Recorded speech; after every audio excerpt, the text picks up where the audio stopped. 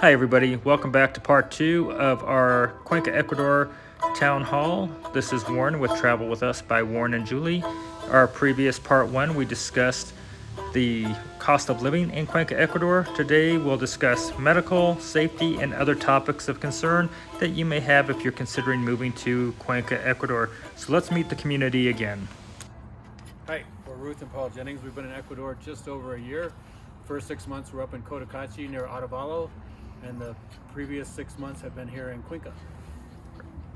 Hi, I'm Lindy. I'm from the United States. Last place I was living was Nashville, Tennessee, but I'm from Ohio, also Florida. Hi, and I'm Kay. I've been here in Cuenca for about 4 months now. Last place I lived in the U.S. was Seattle, but technically I'm a nomad. We're Marshall and Nadine Duvall. We were last close to Austin, Texas, and we've been here since first part of February. So we had about 6 weeks and then lockdown.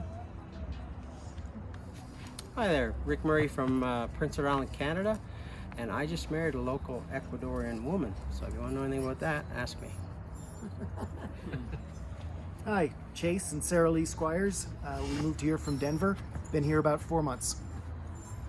And who's that pretty lady up there playing with the dogs? I'm Julie Knox. So let's talk about safety in Cuenca. We're in what some people call a third world country. Those of us that get used to being here, living here, it doesn't feel third world in Cuenca. But I'm not going to try to lead the answers or lead the conversation here.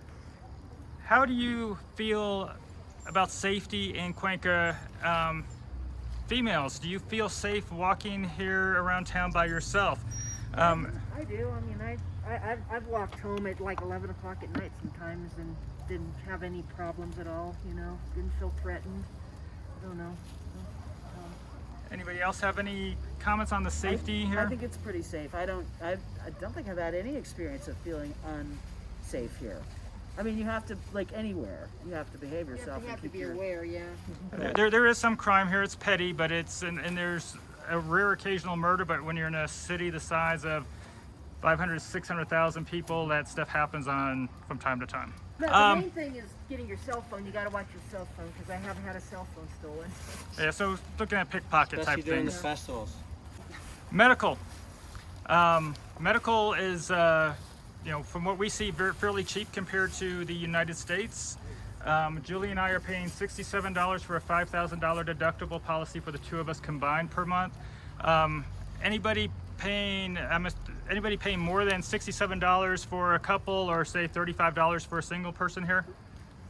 Okay. What's the? Let me just go ahead and go see who's got their hands left for the most expensive. Who's paying more than $100 a month for two people? Who's paying more than $125 a month?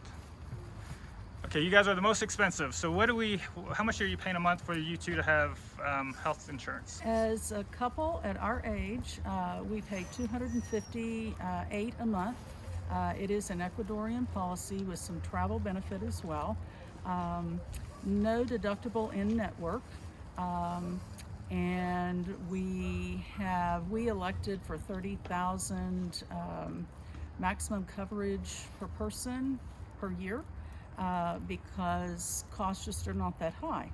And we're very comfortable with that, and we're beginning to use it. Haven't filed any claim yet, but we'll be doing that. And there are still out-of-network benefits where maybe we pay 80%, or the insurance would pay 80% out of network.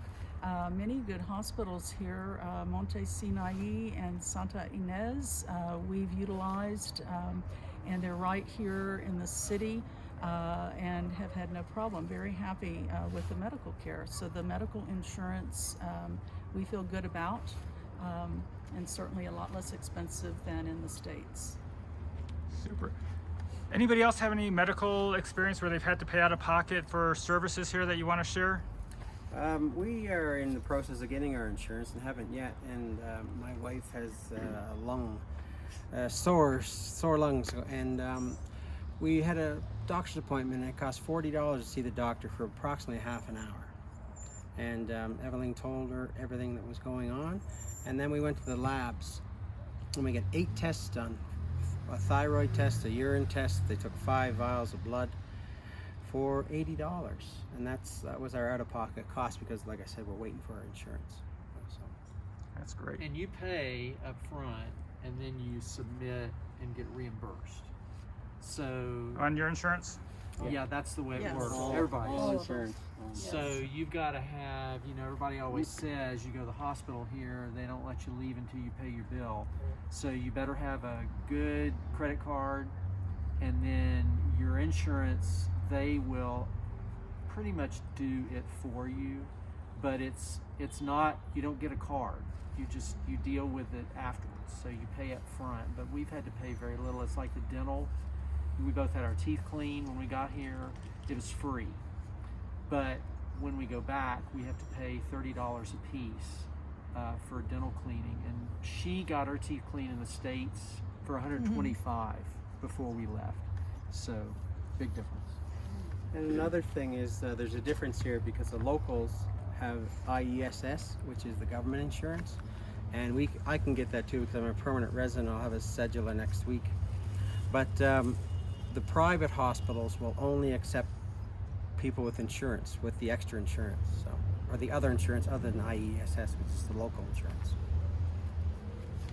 Last year when I was in the U.S. living in Seattle, I could not afford insurance, so I was uninsured in the States.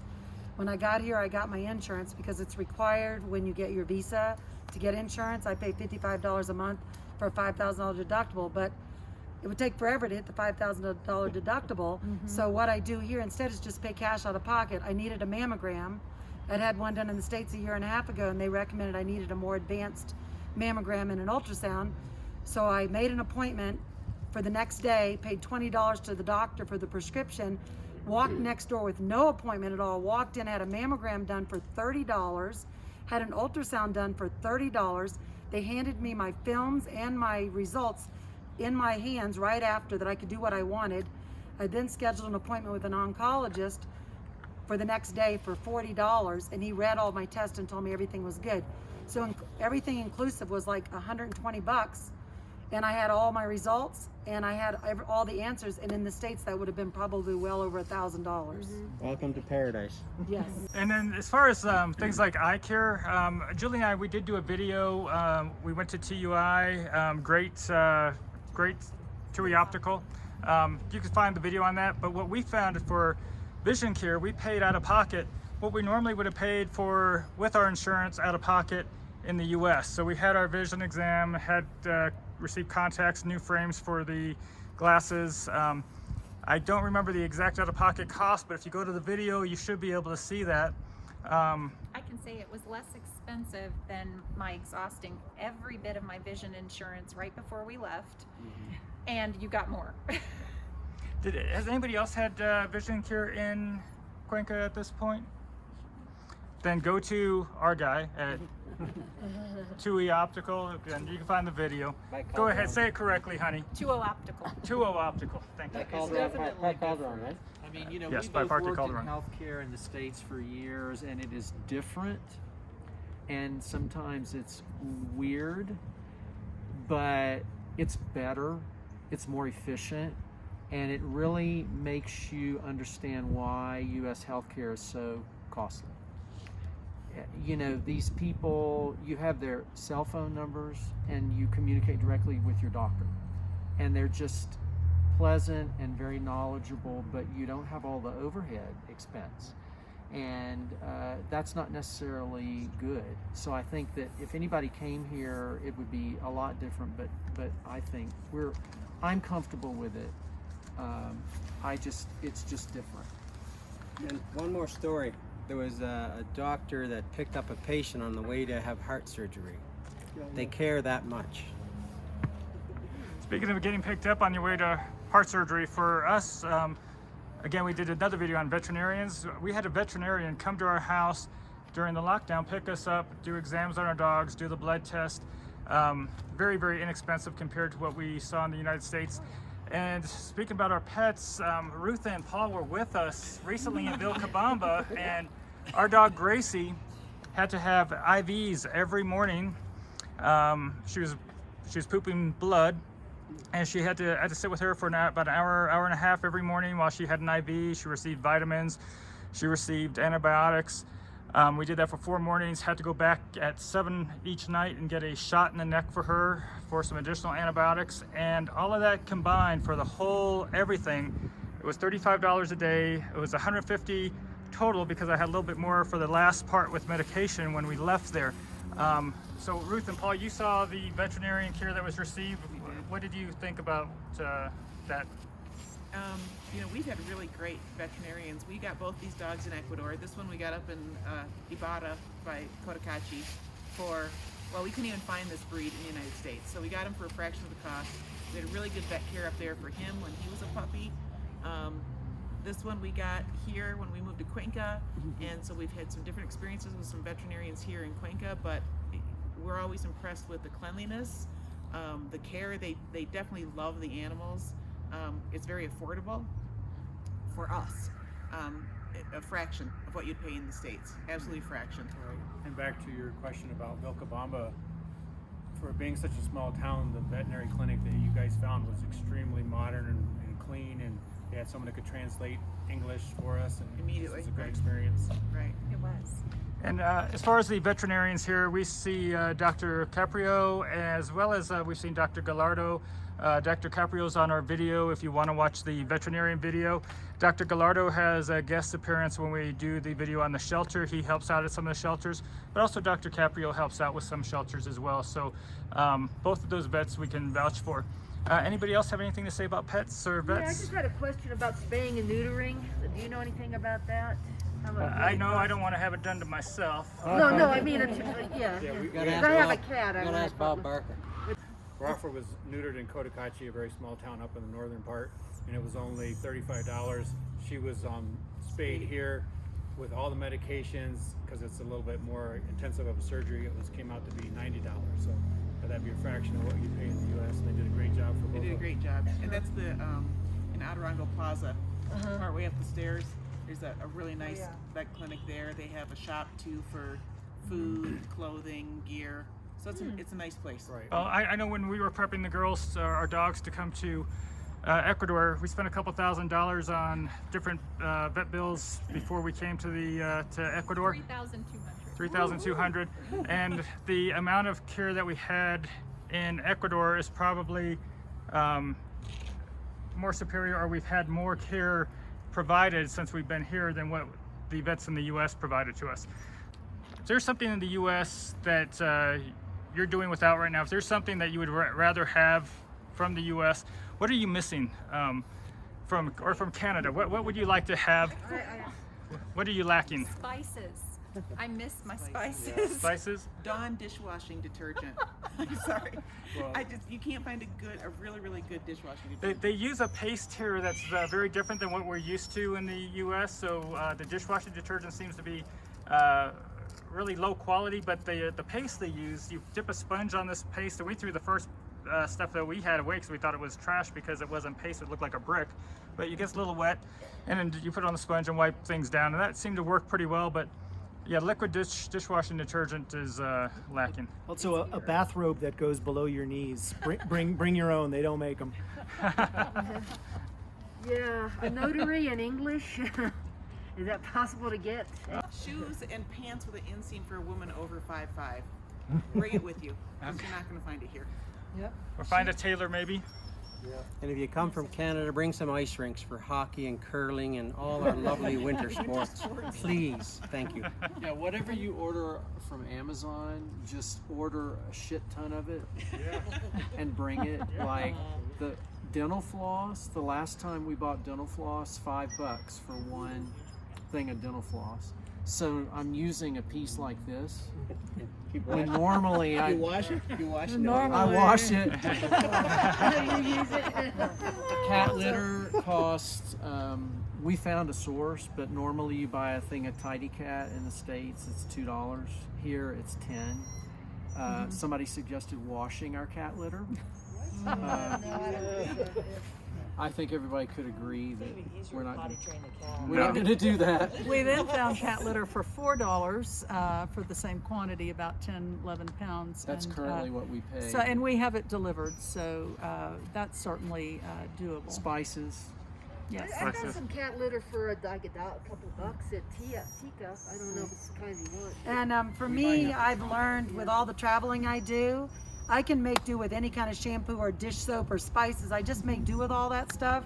I just adjust to whatever country I happen to be in. But the hardest thing for me being here now, I've been gone since end of January, is my grandchildren. I miss my grandchildren a lot, and I can talk to them on Facebook, but that's the hardest thing about being out of the U.S. for me, is not getting to be with them. You can order them on Amazon. And then another thing is salad dressing. Does anybody find decent salad dressing? Good salad dressing, super nice. I don't miss some of the toxic attitudes that you have in the U.S. with different things going on, and everybody here seems to just meld together so well. We're all voyagers, explorers, pilgrims, or whatever. If you were back in the old days, we were the ones that would have come across the Atlantic Ocean, and there's a camaraderie amongst the expats here in Cuenca, from what I can see. We're definitely the Mayflower. We are. We're the Mayflower? We are. We're so happy here, yes. I mean, you know, when we came, we landed at the wrong airport. The flight got sent to Guayaquil instead of Cuenca, and we didn't even know that we were landing in the wrong airport until we saw the sign go by, because everybody was just real chill. And I'm like, I'm not going to be the only gringo on this airplane getting pissed off. And everybody just kind of got up and walked off the airplane like it was no big deal. And that's kind of the rule here. I've not really seen anyone publicly get upset and pitch a bitch about anything here. Very tranquilo here. Oh yeah. You So don't have any Karens or Tranquilo. whatever they call it. I think there's such a great support network here with different Facebook groups, Gringo Post, Cuenca Expats, Ecuador Expats. Whereas if you're considering coming here and you just have a question, it could be about anything. It could be veterinary care. It could be, what do I bring that I can't get? It can be anything. And I did this, and I'm sure several of us did for months before we arrived, oh yeah. putting messages out. What should I be expecting when I get there? So I think expats that have been here for 4, 5, 8, 10, 12 years are encouraging other people to come and helping them to make that transition. Yeah. And what I found is those websites on Facebook, those groups, they're full of great information. But there are some folks that are on there that might be a guy sitting in Missouri and giving you opinions and telling you what it's like in Ecuador. It seems like most of the time when you see something that's somewhat negative, it's somebody that isn't even in the country yet. So go check out their profiles and see who's actually living here and consider the source. But I think most people that are in Ecuador that are expats living here are more than happy to help you out, and they'll give you the truth, whether it's good or bad. But make sure you're talking to somebody that's actually here if you're getting the advice. Here's the example of a fake Ecuadorian using a profile picture of a Baltimore Oriole when previous pictures showed that he had an ISIS flag, so beware of who you're talking to. Okay, so is there any words of wisdom before we call it a day, or any topics I didn't discuss that you think that potential expats or people considering Ecuador should think about or know? Or go ahead, Rick. One thing when we're talking about safety is the amount of Venezuelans that are here. The Venezuelan people, they're a great bunch of people. They're great cultures, everything. But there's a lot that don't have houses or don't have anywhere to live now, and you may feel threatened by them, but don't. Okay, they're people too, and they're great people. So just remember that there's probably, say 10,000 maybe in the city. So yeah, just be aware of that. I saw far more homeless people in Seattle living on the streets and in tents than I ever see here in Cuenca. Yes. There are people on the streets begging or asking for money and food, and it's families, and they're hungry because of COVID. They don't have jobs. So what I normally like to do, I'm not real keen on necessarily giving out money because you just don't know, but I'll go to the tienda, to my little fruit vendor, pick up a big thing of bananas or whatever, and then on my way home, I usually pass a couple of families with small children. I just hand them food directly, and I never made it home with food from a restaurant either. I'll get food at a restaurant, eat half my meal, bag up the other half, and give it to someone on the street on my way home. Now, just as a reminder, everybody, we are in Cuenca, Ecuador, so if you're looking at Quito, Ecuador, or you're looking at going down to the coast, their realities could be different, but our reality is speaking to Cuenca. And so, take that for what it's worth if you're considering other parts of the country of Ecuador, but here I think we have a good representation of the expat community. I want to thank everybody for participating today. And I will make sure that if anybody has questions for any of you, if you want to leave a comment down below in the for this video, if you have got a question for anybody particular here, I can pass on that question for you. And of course, the group here can always look at those questions as well and pop in and answer them. So feel free to pipe up with questions in the comment section of the video. Everybody, thank you for joining all of us. Yeah, thank you. I hope you found this video informative. If you haven't already subscribed to Julie and I, please subscribe, and also look for our Facebook group, Warren and Julie Travel With Us. Thank you, everybody. We look forward to having you join us again. Have a great day.